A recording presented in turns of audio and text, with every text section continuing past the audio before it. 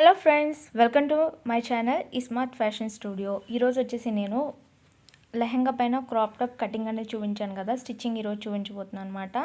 So cutting video చూడని వాళ్ళు link డిస్క్రిప్షన్లో ఉంటుంది, చూడండి. ఫస్ట్ టైం మన ఛానల్ చూస్తున్నట్లయితే సబ్స్క్రైబ్ చేసుకోండి, అలాగే వీడియోని కూడా లైక్ చేయండి. మరిన్ని యూస్ఫుల్ వీడియోస్ని మీరు మిస్ అవ్వకుండా ఉండడానికి సబ్స్క్రైబ్ చేసుకోవడం అనేది చాలా చాలా ఇంపార్టెంట్ అనమాట.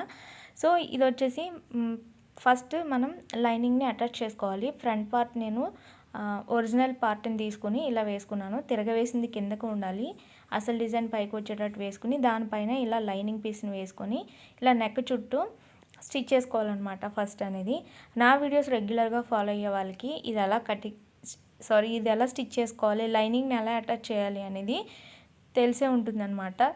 ఎందుకంటే నేను చాలా రకాల బ్లౌజెస్ అనేవి స్టిచ్చింగ్ చెప్పాను.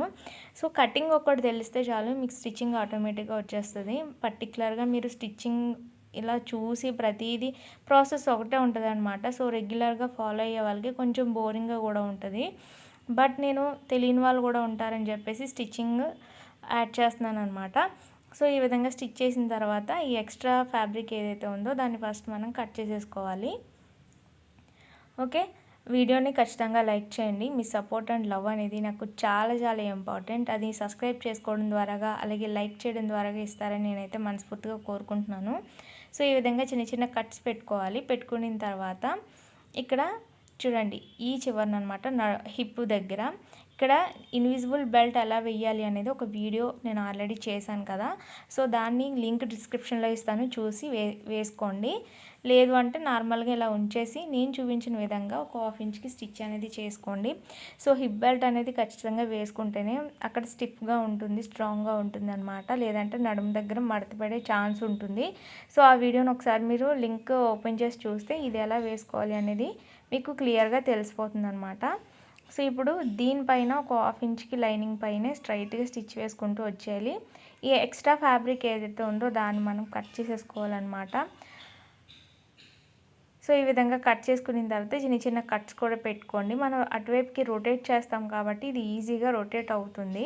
సో ఇక్కడ ఉన్న పిన్స్ అన్నీ కూడా తీసేసి ఫస్ట్ ఈ విధంగా క్లాత్ మధ్యలో నుండి హ్యాండ్ పెట్టి ఈ లైనింగ్ని పట్టుకుని ఇవతలకి రొటేట్ చేస్తే వచ్చేస్తుంది అనమాట. సో ఈ విధంగా మనకి హిప్ బెల్ట్ అనేది లోనికి వెళ్ళిపోతుంది, పైకి కూడా కనిపించదు. ఇప్పుడు పైన కింద కూడా ఎడ్జ్ స్టిచ్ అనేది మనం నెక్ చుట్టూ అలాగే నడుము కూడా స్టిచ్ చేసాం కదా, దానిపైనే స్టిచ్ వేసుకోవాలన్నమాట.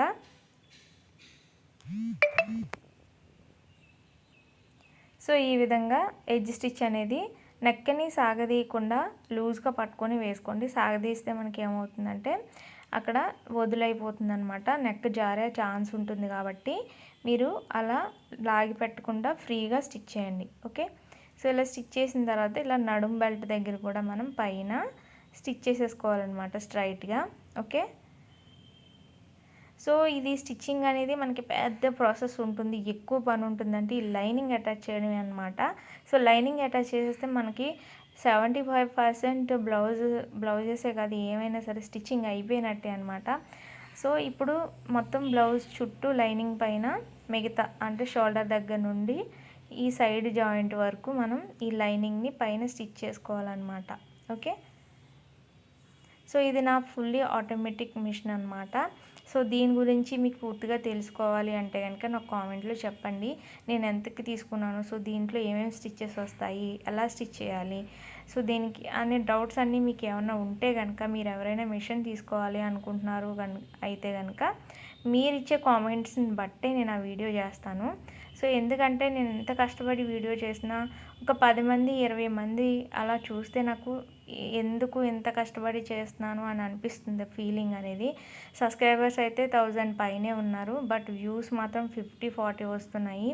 దానికైతే నేను చాలా డిసప్పాయింట్ అయిపోతున్నాను అనమాట. ఇంత కష్టపడి మీకోసం చేస్తున్నప్పుడు మీరు వీడియో చూడకపోతే నేను చాలా ఫీల్ అవుతాను కదా. సో ఇప్పుడు ఎక్స్ట్రా ఫ్యాబ్రిక్ని కట్ చేసుకున్న తర్వాత టక్స్ ఎలా మార్కింగ్ చేసుకోవాలి అనేది నేను కటింగ్ వీడియోలో డీటెయిల్గా చెప్పాను కదా. సో అదే మార్కింగ్తో అటు ఇటు కూడా మనం ఇలా టక్స్ అనేది వేసేసుకోవాలన్నమాట. ఓకే, సో చూసారు కదా, ఫ్రంట్ పార్ట్ అయితే మనకి రెడీ అయిపోయింది. ఇప్పుడు బ్యాక్ వచ్చేసి ఇలా ఉంటుంది అనమాట. ఇప్పుడు వచ్చేసి స్లీవ్స్ స్టిచ్చింగ్ ఎలా చేసుకోవాలో చూపిస్తాను. ఇక్కడ మనకి అటాచ్ అయ్యి ఉంది కదా, దీన్ని నేను మిడిల్ కట్ చేసుకుంటున్నాను అనమాట. మీకు అటాచ్ చేయలేకపోతే ఓకే, సో ఫస్ట్ డిజైన్ పైకి వచ్చేటట్టే స్లీవ్స్ని కూడా అసలు భాగం ఒకటి పైకి వేసుకోవాలి, ఒక పార్ట్ని. ఇవి 2 స్లీవ్స్ కదా, ఒక స్లీవ్ నేను చూపిస్తున్నాను చూడండి. లైనింగ్ని ఈ విధంగా వేసుకోండి.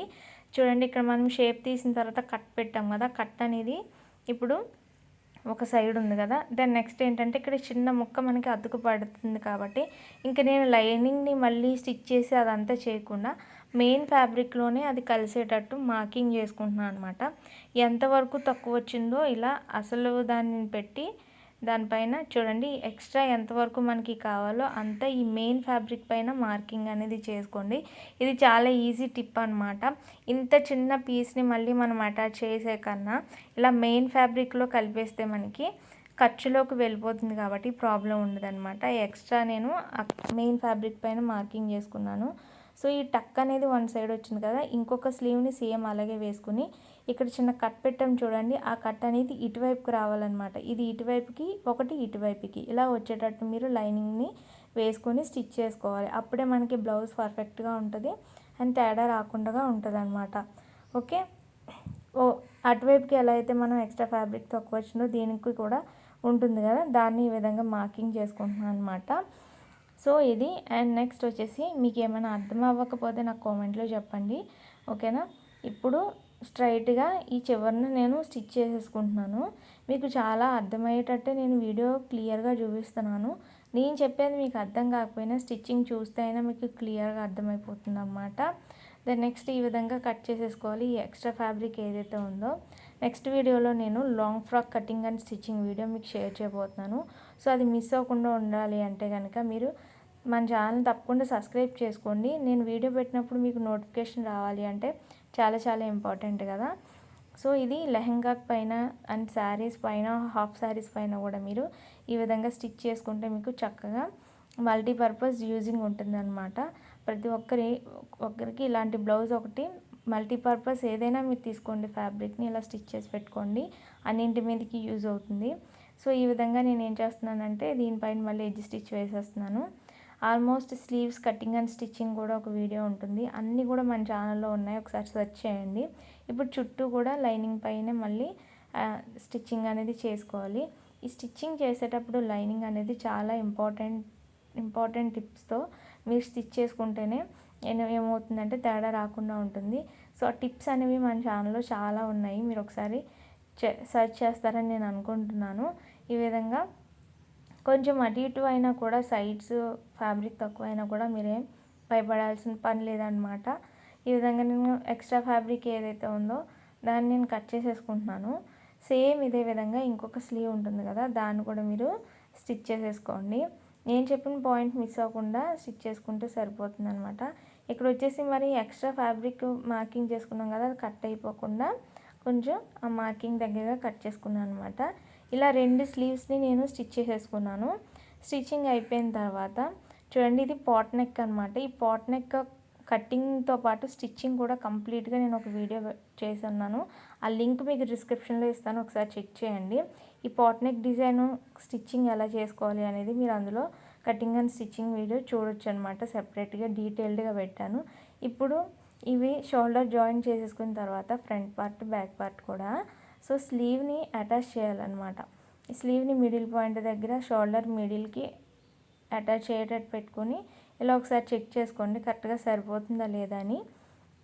అప్పుడు చూసుకుని కరెక్ట్ పాయింట్ సరిపోతుందా లేదా అనేది పెట్టుకొని ఇలా స్ట్రైట్గా స్టిచ్చింగ్ అనేది చేసేసుకోవడమే అనమాట. So cutting and stitching videos చేయడం అస్సలు ఈజీ కాదు, చాలా కష్టపడాలి. అండ్ వితౌట్ కెమెరా నేను చాలా ఈజీగా ఒక హాఫ్ అన్ అవర్లో నేను స్టిచ్చింగ్ అయిపోతుంది. బట్ నేను ఈ షూటింగ్ విత్ కెమెరా అంటే మీకు షూట్ చేస్తూ చేయాలి అంటే నాకు ఒక హాఫ్ డే పడుతుంది అనమాట. నేను కుకింగ్ ఇదంతా కూడా కంప్లీట్ చేసేసి అండ్ పిల్లలు హస్బెండ్ అందరు కూడా డ్యూటీకి స్కూల్కి వెళ్ళిపోయిన తర్వాత నేను మిషన్ దగ్గర కూర్చుంటాను. సో ఇది షూట్ చేస్తూ నేను మీకు స్టిచ్చింగ్ మొత్తం కూడా షూట్ చేయడానికి నాకు మధ్యాహ్నం 12 అయిపోతుంది. 10కి కూర్చుంటే 12 అయిపోతుంది అనమాట. సో అందుకని చెప్పి నా కష్టాన్ని మీరు గుర్తించాలి. లైక్ అయితే తప్పకుండా చేయండి, ఎవ్రీ వీడియో మీరు వాచ్ చేయండి. ఇప్పుడు ఉక్సి పట్టి కాజా పట్టికి నేను పీసెస్ తీసుకున్నాను అనమాట. ఇది ఉక్సి పట్టి. ఉక్సి పట్టి అనేది డిజైన్ పై వైపుకి ఉంది చూసారు కదా, ఆ పై వైపు నుంచి పెట్టి ఇలా స్టిచ్ చేసుకోండి. ఓకే, సో ఈ ఉక్సి పట్టి కాజా పట్టి ఎలా వేసుకోవాలనేది కూడా ఆల్రెడీ నేను క్లాస్ చెప్పేశాను. సో చెప్పేశాను చూడండి అని ఎందుకు అంటున్నాను అంటే, ఇది కూడా మీకు ఇంకా మళ్ళీ మళ్ళీ ప్రతిసారి వివరించాలి అంటే కూడా కొంతమంది రెగ్యులర్గా వాచ్ చేసే వాళ్ళకే కొంచెం విసుగు ఉంటుంది. అండ్ ఎలానో ఆల్రెడీ వీడియో ఉంది కాబట్టి కొత్తగా చూసేవాళ్ళు ఆ వీడియోకి వెళ్ళి ఈజీగా చూడొచ్చు, ఇంకా క్లియర్గా నేర్చుకుంటారు. ఇందులో కొంచెం ఫాస్ట్ చెప్పేస్తాను, ఆల్రెడీ చెప్పాను కాబట్టి. సో కొత్తగా నేర్చుకునే వాళ్ళు ఒకసారి వెళ్ళి చూస్తే ఇబ్బంది ఏముంది, క్లియర్గా నేర్చుకుంటారు కదా అని చెప్పి నేను ఇలా చెప్తున్నాను, మీరు ఏమనుకోవద్దు. సో ఉక్సి పట్టి ఇలా వేసుకోవాలన్నమాట. దెన్ ఉక్సి పట్టి నెక్స్ట్ కాజా పట్టి. కాజా పట్టి అనేది చూడండి తిరగవేసి అనమాట, లైనింగ్ వైపు నుంచి స్టిచ్ చేసుకోవాలి. ఇలాంటి చిన్న చిన్న పాయింట్స్ మీరు నోట్ చేసుకోవాలన్నమాట. అటు ఇటుగా కుట్టారు అంటే అది తేడా అయిపోతుంది బ్లౌజ్ అనేది. సో ఈ విధంగా స్టిచ్చింగ్ చేసుకున్న తర్వాత మీరు ఉక్సీలు కాజాలు వేసుకుని అండ్ బ్యాక్ పాట్నెక్ పెట్టాను కదా, అక్కడ రోప్ అనేది పెట్టుకుంటే మీకు బ్లౌజ్ అనేది 100% కంప్లీట్ అయిపోద్ది అనమాట. సో మీకు ఐ హోప్ ఈ వీడియో మీకు నచ్చుతుందని అండ్ వీడియోని లైక్ చేస్తారని, మరిన్ని యూస్ఫుల్ వీడియోస్ మిస్ అవ్వకుండా ఉండడానికి మన ఛానల్ని సబ్స్క్రైబ్ చేస్తారని అనుకుంటున్నాను. సో ఏమైనా మిస్టేక్స్ ఉంటే ఎక్స్క్యూజ్ చేయండి. అండ్ మీకు ఎలాంటి వీడియోస్ కావాలనేది కూడా నాకు కామెంట్లో చెప్పండి. అంటున్నాను చెయ్యట్లేదు తిను అని చాలామంది అనుకుంటూ తిట్టుకుంటూ ఉంటారు, అర్థం చేసుకుంటారని కూడా నేను అనుకుంటున్నాను. ఎందుకు అంటే సో ఫ్యాబ్రిక్స్ అనేది తీసుకోవాలి కదా మెయిన్, అదొక ప్రాబ్లం ఉండింది. అండ్ ఇంకొకటి ఏంటంటే ఇవి చాలా టైం పట్టేస్తున్నాయేమో, నేను బిజీ టైంలో నాకు కుదరట్లేదు అనమాట. ఎంత కొంచెం లేట్ అయినా లేటెస్ట్గానే ప్రతిదీ పెడతాను, మీరు ఏది మిస్ అయ్యేది ఏమి ఉండదు, ప్రతిదీ నేర్చుకోవచ్చు అనమాట. ఇప్పుడు సైడ్ జాయిన్ చేసేసుకోవడమే. మనం ఖర్చు ఎంతైతే మనం మార్కింగ్ చేసుకునేటప్పుడు పెట్టామో అంత ఖర్చుకి మీరు ఇలా మార్కింగ్ చేసుకుని స్ట్రైట్గా స్టిచ్ అనేది వేసేసుకోండి. ఓకే, ఇంకా సైడ్కి ఏంటంటే 2-3 కుట్లు వేసుకుంటే సరిపోతుంది అనమాట. అటు ఇటు కూడా మీరు స్టిచ్చెస్ అనేది వేసుకుంటే బ్లౌజ్ అనేది కంప్లీట్ అయిపోతుంది. ఈ విధంగా మార్క్ చేసుకొని మీరు ఖర్చు ఎంత అయితే పెట్టుకున్నామో అంతా వదిలేసుకుని స్ట్రైట్గా స్టిచ్ చేసేసుకోండి. సేమ్ ఇలానే యాజ్ ఇట్ ఈజ్ ఆ పక్క కూడా స్టిచ్ చేసుకోండి. ఇక్కడ ఖర్చులు అనేవి మనకి చంక దగ్గర పైకి ఉండేటట్టు మెయిన్ చూసుకోవాలన్నమాట. ఓకే, ఎక్స్ట్రాగా ఫ్యాబ్రిక్ ఏదైనా ఉంటే మనం నెక్స్ట్ కంప్లీట్ అయిపోయిన తర్వాత కటింగ్ అనేది చేసుకోవచ్చు.